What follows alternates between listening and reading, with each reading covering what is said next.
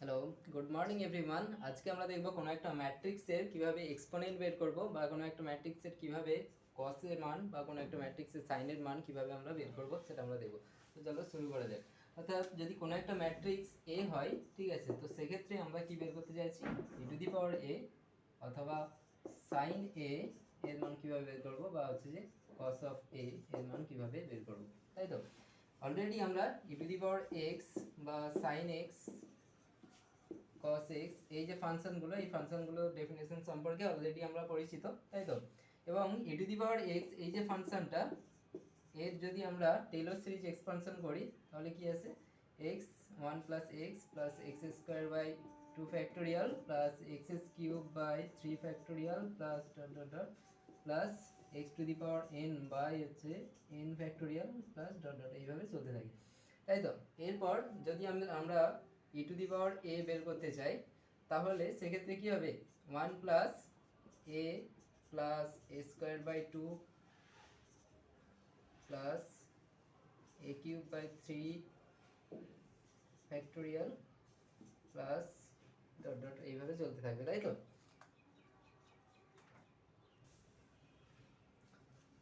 তো এইভাবে যদি আমরা হচ্ছে যে e⁴a এর মান বের করতে চাই তাহলে কিন্তু আমাদেরকে ম্যাট্রিক্সে অনেক গুণ করতে হবে, তাই তো। এবং ম্যাট্রিক্সে এত বড় বড় গুণ করতে গেলে অনেক সমস্যা হয়, ঠিক আছে।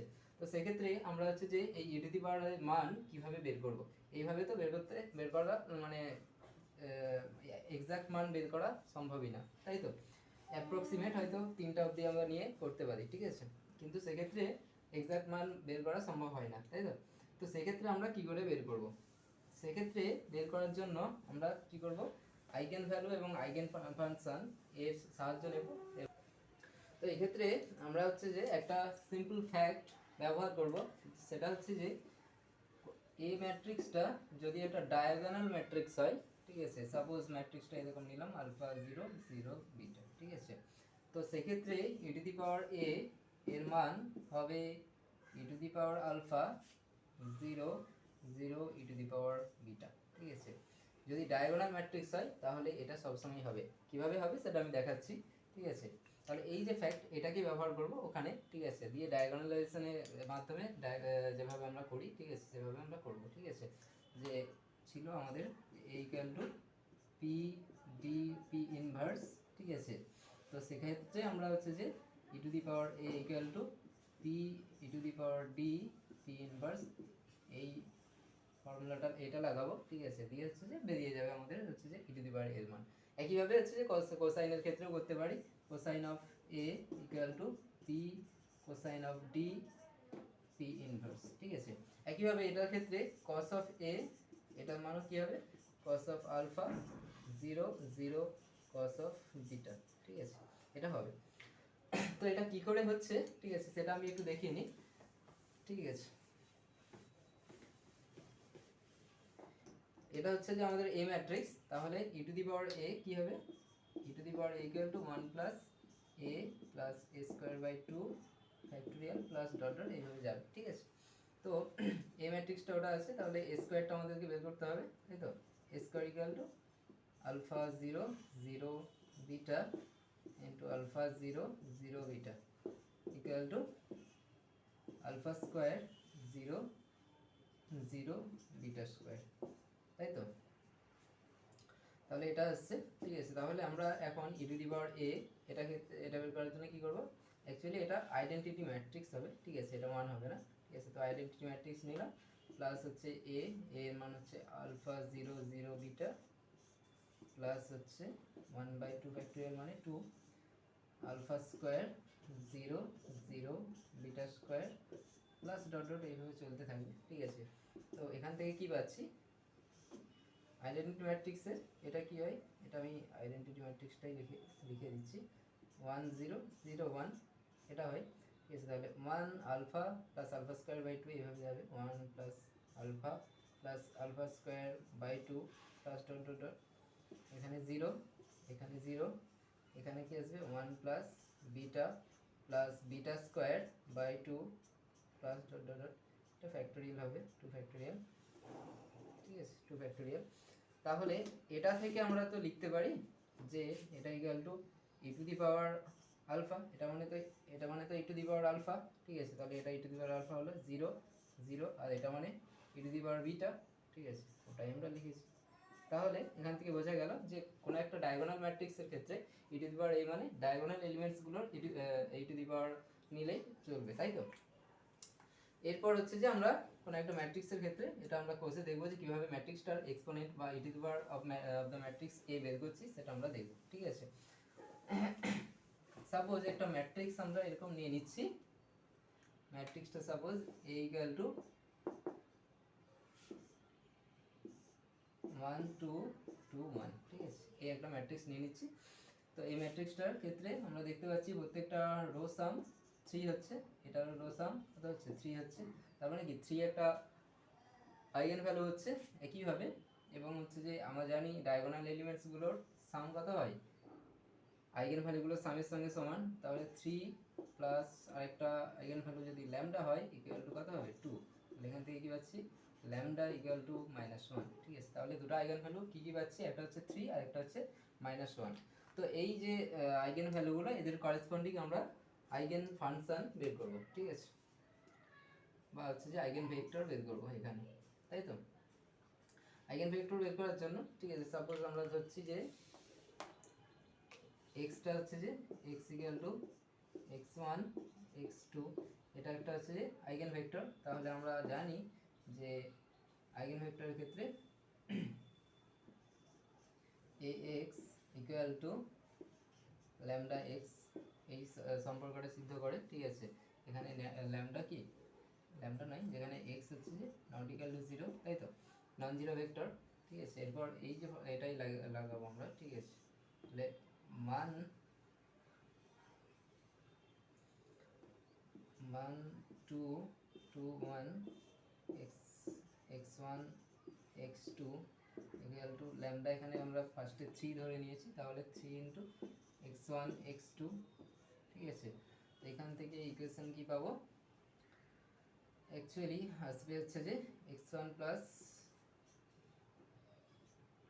x1 plus 2x2 equal to 3x1 একটা ইকুয়েশন, আরেকটা হচ্ছে যে 2x1 plus x2 equal to 3x2, ঠিক আছে। ইকুয়েশনগুলোকে সিম্পলিফাই করলে অ্যাকচুয়ালি আসবে 2x1 minus 2x2 equal to 0, আরেকটা আসবে এটা থেকে পাচ্ছি হচ্ছে 2x1 minus 2x2 equal to 0, একই ইকুয়েশন পাচ্ছি। তাহলে অ্যাকচুয়ালি এখান থেকে পাচ্ছি x1 ইকুয়াল টু x2, তাই তো। তাহলে একটা আইগেন ভেক্টর কি পেতে পারি, x1/1 equal to x2/2 x2/1 equal to, আমরা সাপোজ ধরে নিচ্ছি কে একটা নন জিরো রিয়েল নাম্বার, এটা লিখছি না। তাহলে এখান থেকে আমরা আইগেন ভ্যালু এক্সট্রা যেটা পেয়েছি ধরছিলাম, সেটা কি পাচ্ছি k ইন্টু 1 1, ঠিক আছে, এটা পাচ্ছি। একইভাবে আরেকটা আইগেন ভেক্টর আমরা বের করবো, একটা আইগেন ভেক্টর এখানে কি পেয়েছি আমরা k ইন্টু 1 1, ঠিক আছে, এটা পেয়েছি। নেক্সট হচ্ছে যে -1 এর ক্ষেত্রে আমরা হচ্ছে যে আইগেন ভ্যালুটা বের করব। -1 এর ক্ষেত্রে কি হবে, একইভাবে সাপোজ আমরা হচ্ছে যে এটা y ধরে নিচ্ছে আইগেন ভেক্টরটা y1 y2, ঠিক আছে। তো এক্ষেত্রেও একইভাবে ল্যামডা y হবে, ঠিক আছে। তো 1 2 2 1 কিভাবে y1 y2, কিন্তু এখানে ল্যামডার মান -1 আর এখানে y1 y2, ঠিক আছে। এইভাবে সিম্পলিফাই করলে y1 plus 2y2 equal to -y1, আরেকটা পাচ্ছি 2y1 plus y2 equal to -y2।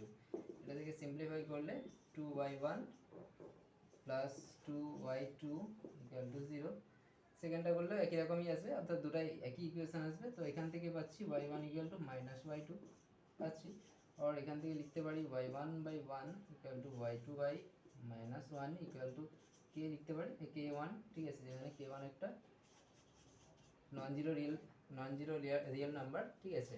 তো এখান থেকে তাহলে y যে আইগেন ভেক্টরটা সেটা কি পাচ্ছি k1 1 -1, ঠিক আছে।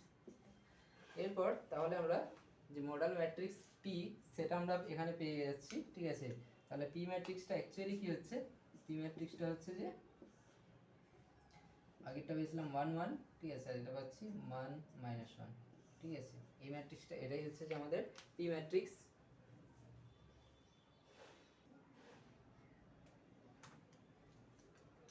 তো এরপর আমরা হচ্ছে যে আমরা জানি a equal two P A P inverse. তো এখানে পি ইনভার্স ম্যাট্রিক্সটা আমাকে বের করতে হবে। তো পি ইনভার্স এখানে বের করব আমরা। পি ইনভার্সটা কীরকম হবে?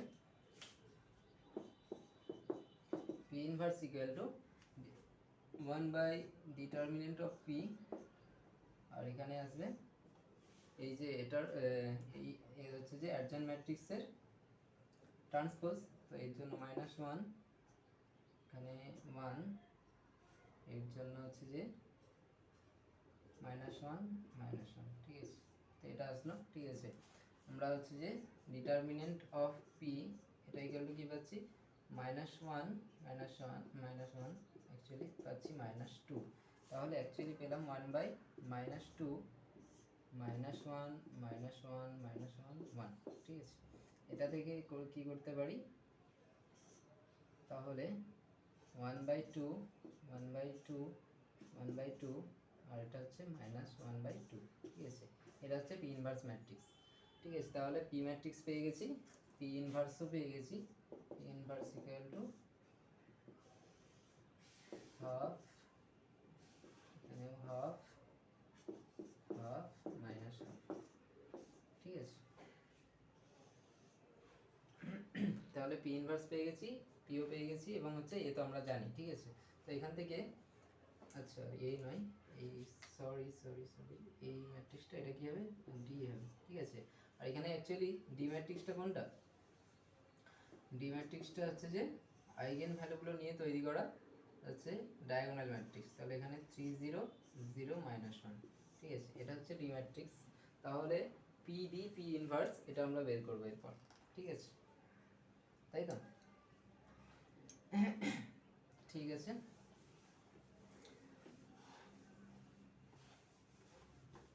আমরা জানি যে হচ্ছে a equal two P D P inverse, ঠিক আছে। তাহলে e to the power a equal two p মানে 1 1 1 -1, d মানে হচ্ছে 0 নেই, এটা হবে 3 0 0 -1, এবং হচ্ছে যে পি ইনভার্স মানে আমরা দেখলাম 1/2 1/2 1/2 এবং -1/2, ঠিক আছে। এটা হচ্ছে যে এই মাল্টিপ্লিকেশনটা আমাদেরকে বের করতে হবে, তাই তো? এটা হলো a, ঠিক আছে। তো e to the power a equal two কি আসবে?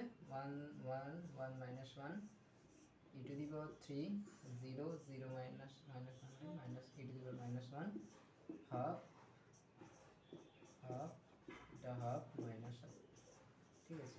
এবার এটা জাস্ট মাল্টিপ্লাই করে নিলেই হবে, ঠিক আছে। এটা যখন মাল্টিপ্লাই করছি e টু দি পাওয়ার 3, এটা করছি যখন e টু দি পাওয়ার -1, এটা করছি যখন e টু দি পাওয়ার 3, এটা করলে -e টু দি পাওয়ার -1, এর সঙ্গে আসছে হাফ, এখানে হাফ, এখানে হাফ -1, ঠিক আছে।